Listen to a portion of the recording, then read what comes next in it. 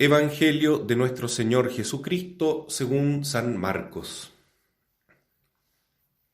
Jesús salió nuevamente a la orilla del mar. Toda la gente acudía a él y él les enseñaba.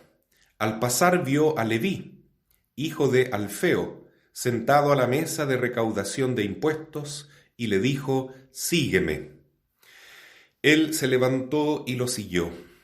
Mientras Jesús estaba comiendo en su casa, muchos publicanos y pecadores se sentaron a comer con él y sus discípulos, porque eran muchos los que lo seguían.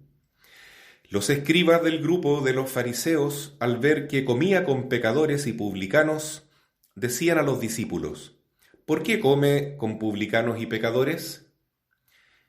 Jesús, que había oído, les dijo: «No son los sanos los que tienen necesidad de médico, sino los enfermos. Yo no he venido a llamar a justos, sino a pecadores». Palabra del Señor. Gloria y honor a ti, Señor Jesús.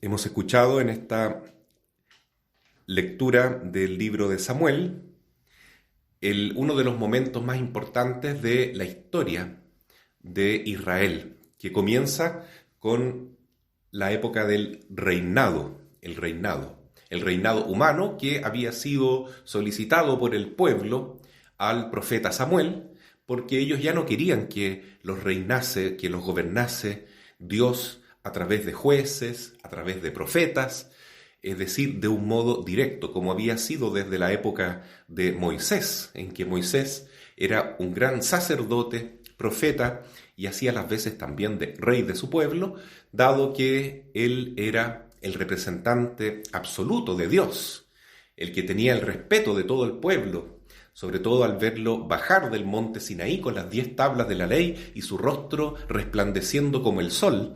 Entonces, para el pueblo de Dios, mirar la figura de Moisés era reconocer que Dios era, a través de este enviado, su verdadero rey. En este momento el pueblo ya está asentado en Israel, ya han conquistado muchos lugares, han vencido muchos pueblos, se han adueñado de muchas comarcas y ya conforman un territorio bastante grande. Y ellos no quieren depender directamente de las órdenes de Dios, como ya dije, dadas por los profetas. Entonces ellos quieren ser como los demás pueblos de la tierra y quieren tener un rey, quieren tener un estado, quieren tener un principio de gobierno humano que sea igual a los demás países, a las demás naciones. Samuel les dijo: conforme, pero esto no es de la voluntad de Dios. Él se los va a conceder. Él, si ustedes quieren un rey, les va a dar un rey. Pero ese rey siempre se va a aprovechar del pueblo, ese rey siempre va a dominar a sus hijos, a sus hijas, y por último, con sus malos ejemplos, va a ser una barrera entre ustedes y Dios. Entonces, bueno, si ustedes insisten, van a tener su rey. Sí, queremos un rey.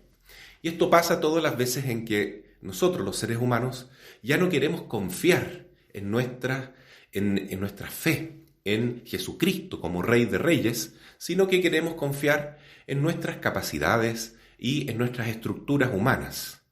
Por eso, tal vez en tiempos de política se produce tanto apasionamiento, tanta preocupación por lo que dicen los analistas, quién va a ganar, qué partido político tiene más posibilidades de gobernar, etc.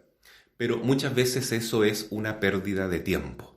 Para nosotros los cristianos, Jesucristo es nuestro único Rey y la Santísima Virgen María es nuestra Reina y Soberana, es nuestra Madre hermosa que gobierna el universo entero sobre los ángeles, sobre los santos que están en el cielo, sobre, por supuesto, nosotros, e inclusive los mismos demonios tienen que someterse al dominio de nuestra Madre María, porque así lo ha querido Jesús, poniéndola a su derecha como reina y soberana del universo, del cielo y de la tierra.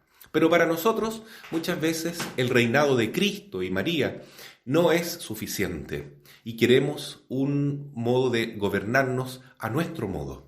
Queremos pensar que el poder viene del pueblo y finalmente queremos pensar equivocadamente, pecaminosamente, que nosotros somos los dueños de la verdad, que nosotros elegimos lo que es bueno y lo que es malo.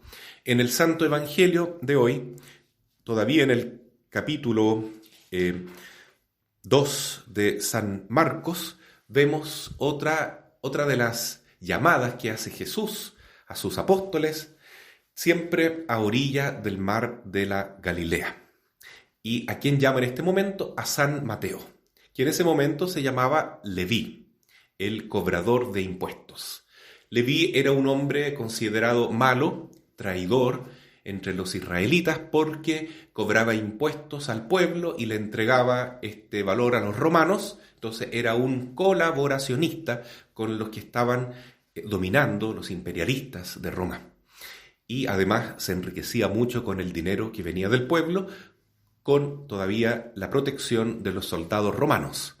Entonces eran personas muy odiadas, considerados igual que las prostitutas, que los peores delincuentes y muy despreciados. Sin embargo, Jesús, como dice el evangelista Marcos, ya tenía en ese entonces muchos seguidores, muchos discípulos, y probablemente Leví era uno de ellos, tal vez en secreto. Pero Jesús, que ve el corazón de las personas, sabía la bondad, el potencial humano que existía en el corazón de Leví. Y cuando él está trabajando, cobrando los impuestos, lo mira a los ojos y le dice, sígueme. Inmediatamente él abandona todo, deja las monedas, deja las cuentas, deja los cambios y se va con Jesús. Igual que los primeros apóstoles, Pedro, Santiago, Juan y Andrés, que dejaron las redes y ante esta palabra maravillosa, sígueme, nunca más su vida fue lo mismo. Comenzaron a ser pescadores de hombres, discípulos de Jesús. En la vida de todo cristiano tiene que haber ese momento de vocación, de llamada, en que Jesús me dice, sígueme, y a partir de ahí mi vida ya no es más como antes.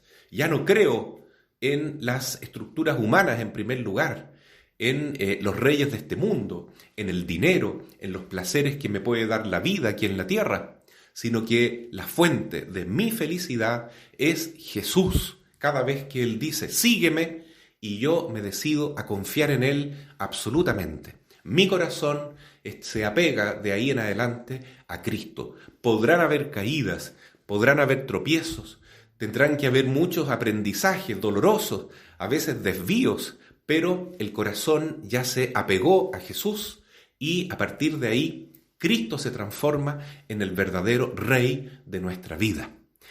Muy al contrario de lo que sucedió con el pueblo de Israel, que eligió a estos reyes humanos que finalmente desembocaron en esta triste experiencia del destierro y perder todo lo que habían construido, el templo, sus ciudades, y realmente se dieron cuenta de que creer en el hombre siempre es una causa de maldición. Es decir, el efecto que tiene la confianza en las estructuras humanas nunca es positivo, lamentablemente. Entonces, ¿cómo hacerlo para realmente descubrir en nuestra vida que Cristo es lo más importante?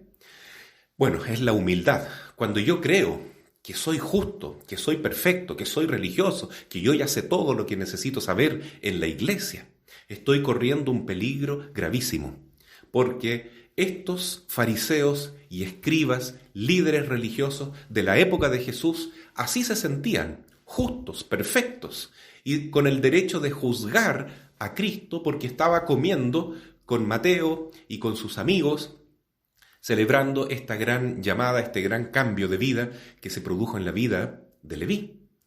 Y Jesús, sabiendo lo que ellos pensaban y lo que comentaban, les dice, ¿de qué se extrañan que yo coma con pecadores? Si yo he venido a buscar a los pecadores, no a los justos. Yo he venido a sanar a los enfermos, no a los que están sanos, lo cual es obviamente una ironía santa, celestial de Jesús, porque las personas que se dicen justos, en realidad no lo son. Como dice el apóstol Juan, el que dice que no tiene pecado ya es un pecador, porque está mintiendo. No hay nadie en este mundo que sea justo, no hay nadie en este mundo que sea sano. Todos necesitamos de Cristo, médico y salvador de nuestras almas. El problema es que algunos se creen justos, porque ya conocen un poco más de la fe, tienen algunos pasos que han dado en la iglesia y entonces ya se creen con derecho a juzgar a los demás, incluso al mismo Jesús. Esos son los que están en mayor peligro.